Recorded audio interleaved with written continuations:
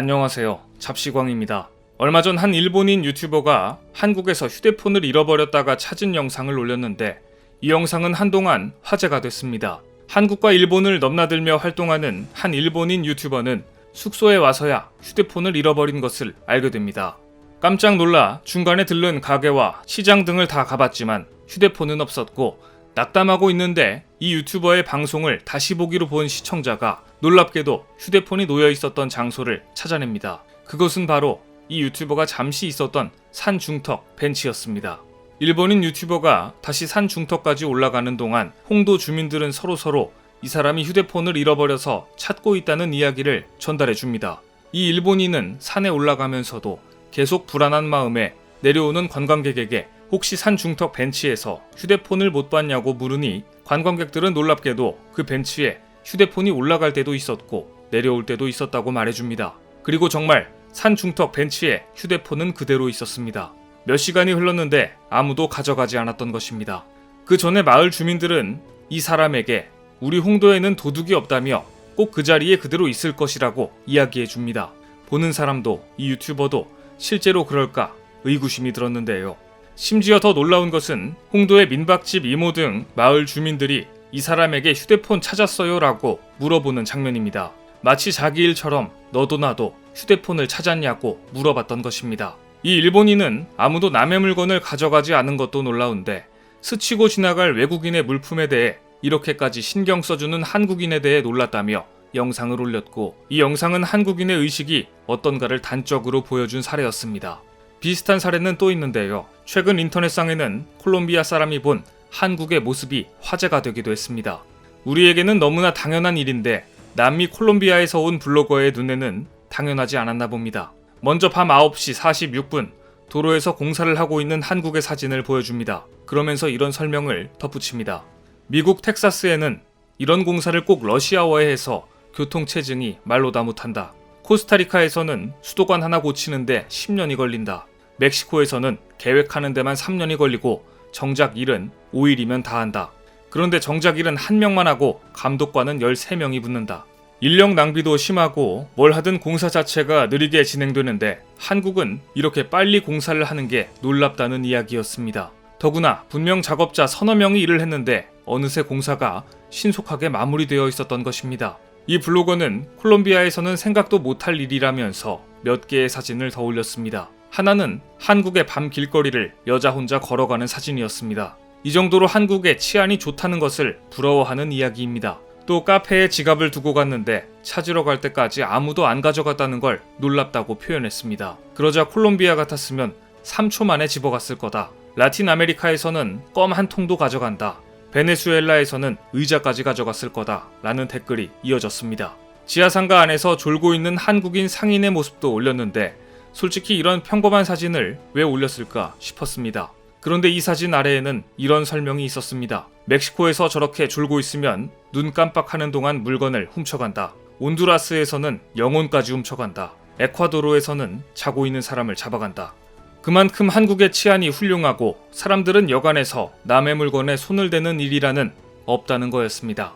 그리고 한국의 이런 문화를 월드컵 4강 신화를 썼던 히딩크 감독 역시 이야기한 바 있습니다. 인터뷰 중에 한 사람이 한국에서 가장 인상 깊었던 점이 무엇이었냐를 물었을 때 히딩크 감독은 이렇게 말했습니다. 축구뿐 아니라 축구장 밖에서도 한국인들은 참 예절이 발랐습니다. 그리고 한국에서는 화장실에서 누가 실수로 시계를 두고 나오면 시계를 가져가지 않고 주인을 찾아 돌려주려고 합니다. 저기 시계를 두고 가셨어요 라고 말해주면서 말이죠. 이런 점은 네덜란드에서 보기 힘든 장면입니다. 이런 점들이 한국에서 참 인상적이었습니다 라고 말한 것인데요. 한국은 치안이 안전하다는 인식이 외국인들 사이에 널리 퍼진 것입니다. 하지만 이와 반대로 최근 일본에서는 대낮에도 이해하기 힘든 괴상한 절도 행각이 기승을 부리고 있습니다. 일본 TV 아사히는 후쿠오카 최대 번화가인 텐진 상가에서 최근 마스크를 쓰고 가는 여자의 뒤를 쫓아가 마스크를 벗겨 훔쳐가는 남자의 영상을 보여주며 여성의 마스크만 훔쳐가는 남자가 있다고 보도했습니다. CCTV를 통해 여성의 마스크만 노리는 용의자의 영상을 본 누리꾼들은 이 사람이 이상 성욕자일 것이란 추측성 댓글을 올렸습니다. 다른 사람이 쓰고 다닌 마스크를 대체 어디에 쓰겠다는 것인지 여성의 옷이나 소지품 등을 수집하고 쾌락을 느끼는 이상 성욕자가 아니고서야 이런 걸 훔쳐갈 리가 없다는 이야기입니다. 그런데 이런 괴상한 범죄 말고도 일본에서는 노인층을 대상으로 한 신종 지능 범죄도 기승을 부리고 있습니다. 얼마 전 일본 도쿄의 한 아파트에 남자 3명이 침입해 80세 할머니가 숨진 채 발견됐는데, 수사 결과 피해자는 강도가 들기 며칠 전 집에 현금이 어느 정도 있는지를 묻는 수상한 전화가 왔다는 이야기를 주변에 한 것으로 드러났습니다. 최근에도 노 부부가 사는 집에 강도가 침입해 현금 2억 원 등을 빼앗아 달아난 사건도 있었습니다. 일본에서는 가족을 사칭하며 전화를 걸어 노인들의 집에 현금이 있는지 확인을 한 뒤 방문 약속을 하여 범죄를 저지르는 이른바 약속 강도라는 충격적인 신종 범죄가 번지고 있는데요. 일본 노년층이 이런 범죄에 노출되는 이유는 현금을 주로 집에 보관하기 때문입니다. 은행 시스템의 전산화가 완벽하게 자리 잡은 한국에서는 돈은 은행에 맡기지 굳이 현금을 집에 두지 않습니다. 반면 일본은 후진적인 IT 시스템 때문에 여전히 현금을 집에 보관하는 경우가 많고, 자연재해도 많다 보니 현금은 집에 두어야 한다는 생각이 많은데, 그래서 이런 노년층 상대 범죄가 가능하다는 분석입니다. 실상은 이런데도 일본에는 여전히 한국은 위험하고 일본은 안전하다는 가짜뉴스를 퍼뜨리고 혐오를 조장하는 단체들이 있습니다. 얼마 전 일본 오사카시는 특정 집단에 대한 차별이나 혐오를 조장하는 표현 활동인 헤이트 스피치를 반복한 인물 이름을 공표했습니다. 공개된 이름은 극우 정치단체 조선인 없는 일본을 지향하는 모임의 대표 가와이가시 다이료였습니다.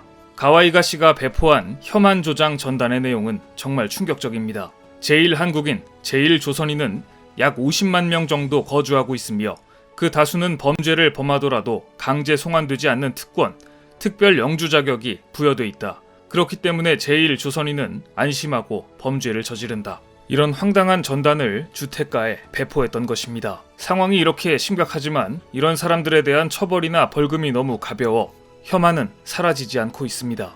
그런데 잘못된 정보를 제공하는 것은 극우단체들이 아니라 일본 정부 차원에서도 진행되고 있습니다.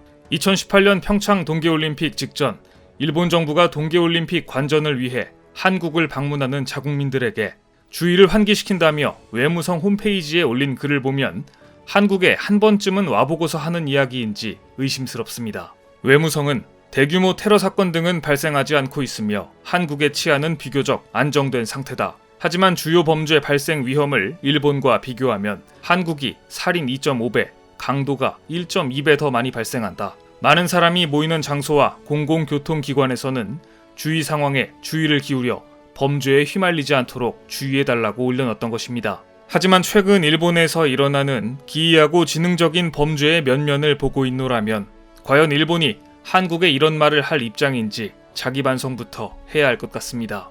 앞서 일본 유튜버와 콜롬비아에서 온 블로거가 전한 한국의 모습에서도 알 수 있듯이 한국의 치안과 안전은 일본보다 훨씬 세계적인 수준이기 때문입니다. 오늘 준비한 소식은 여기까지입니다. 댓글을 통한 여러분들의 많은 의견 기다리겠습니다. 많은 분들의 생각이 모였을 때 진정 가치 있는 지식이 완성될 것입니다. 시청해주셔서 감사합니다.